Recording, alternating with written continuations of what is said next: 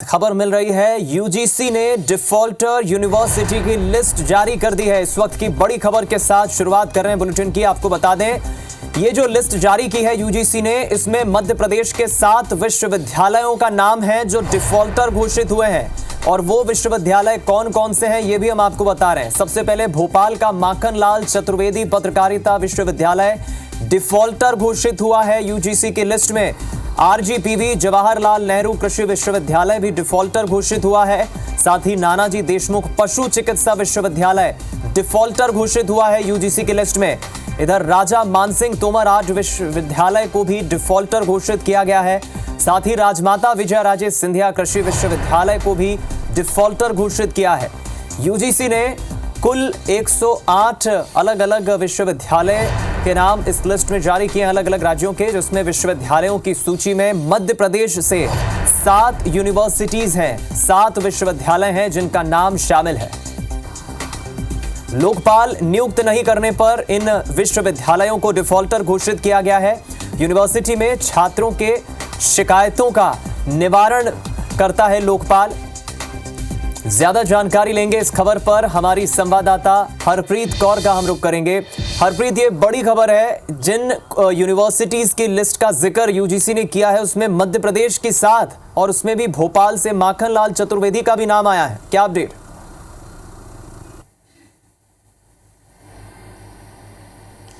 बिल्कुल, देखिए, यूजीसी यानी विश्वविद्यालय अनुदान आयोग के दिशा निर्देश हैं कि हर कॉलेज में लोकपाल की नियुक्ति हो।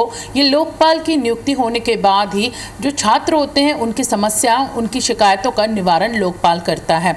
लेकिन मध्य प्रदेश के कई ऐसे कॉलेज, ऐसी यूनिवर्सिटीज़ हैं जहां पर लोकपाल की नियुक्ति नहीं है और छात्र लगातार शिकायतें करते भी हैं, चाहे वो रैगिंग से जुड़ी हो या अन्य तरीके की हो, उनका निवारण नहीं हो पाता। ऐसे में विश्वविद्यालय अनुदान आयोग यानी यूजीसी ने रिमाइंडर ऐसी यूनिवर्सिटीज को पिछले 2 महीने में भेजा, लेकिन उसके बावजूद लोकपाल की नियुक्ति इन यूनिवर्सिटीज में नहीं की गई। पूरे देश भर की बात की जाए तो 228 और मध्य प्रदेश की बात की जाए तो 27 विश्वविद्यालयों को डिफॉल्टर यूजीसी ने घोषित किया है। कुछ देर पहले ये लिस्ट जारी की है, जिसमें मध्य प्रदेश के 10 सरकारी और करीबन 17 निजी विश्वविद्यालय हैं। इसमें कई बड़े नाम हैं। आरजीपीवी यानी राजीव गांधी प्रौद्योगिकी विश्वविद्यालय, जवाहरलाल नेहरू कृषि विश्वविद्यालय, Madhya Pradesh medical science university, Nanaji Deshmukh veterinary university, ये तमाम बड़े नाम हैं। जिन यूनिवर्सिटीज़ से जुड़े तमाम जो कॉलेजेस हैं उन्हें यहाँ पर इन यूनिवर्सिटीज़ को डिफॉल्टर घोषित किया गया है। फिलहाल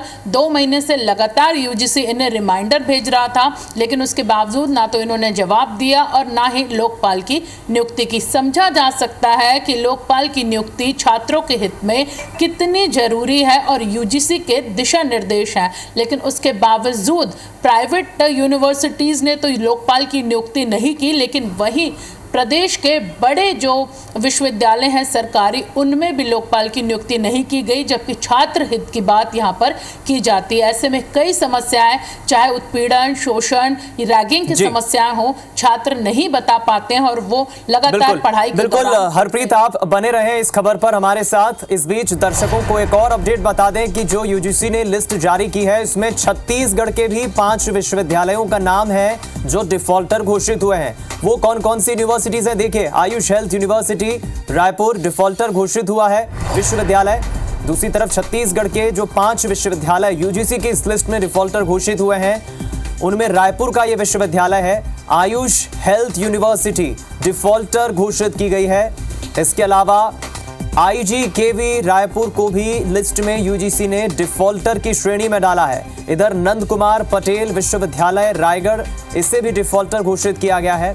वहीं कामधेनु दुर्ग डिफॉल्टर घोषित किया गया है, छत्तीसगढ़ कामधेनु दुर्ग विश्वविद्यालय।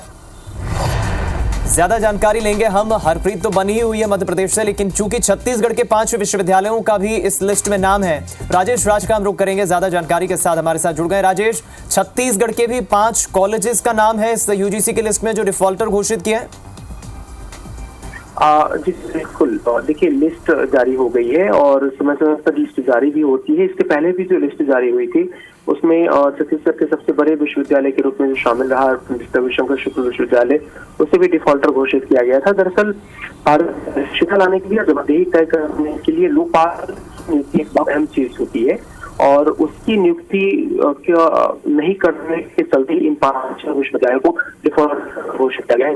पहले घोषित किया गया था और इस विश्वविद्यालय शामिल है। तो इस तरह से ये पूरे कह सकते हैं कि विश्वविद्यालय से ही तय कर है और लोग होने के चलते शिकायत होगी या किसी तरह है तो जो वहाँ पे शिकायत करते हैं उनको अपना बता सकते हैं, लेकिन इस प्रक्रिया नहीं कर रहे हैं और इसके चलते इन्हें डिफॉल्ट लिस्ट में घोषित किया गया है। निश्चित रूप से पता है जो विश्वविद्यालयों की रैंकिंग बनती है वो, और कहीं जो विश्वविद्यालय अनुदान आयोग की तरफ ग्राउंड हैं उस पे भी पड़ेगा। राजेश, बिल्कुल ठीक कहा आपने, और जाहिर है कि छत्तीसगढ़ के भी इन 5 विश्वविद्यालयों को डिफॉल्टर घोषित किया गया है। बहुत शुक्रिया आपका। हरप्रीत लगातार हमारे साथ बनी हुई। एक छोटा सा सवाल हरप्रीत, आपसे समझना चाहूंगा, क्योंकि यूजीसी जिस तरह से सर्टिफिकेशन देता है, यूजीसी एक तरह से प्रमाणिकता देता है किसी भी प्रदेश में देश में विश्वविद्यालयों को। अगर मध्य प्रदेश के साथ कॉलेज यूनिवर्सिटीज का इसमें नाम आया है तो जाहिर है शिक्षा को लेकर वहां पढ़ने वाले छात्र या वहां एडमिशन लेने वाले छात्रों के मन में कई सवाल आते हैं।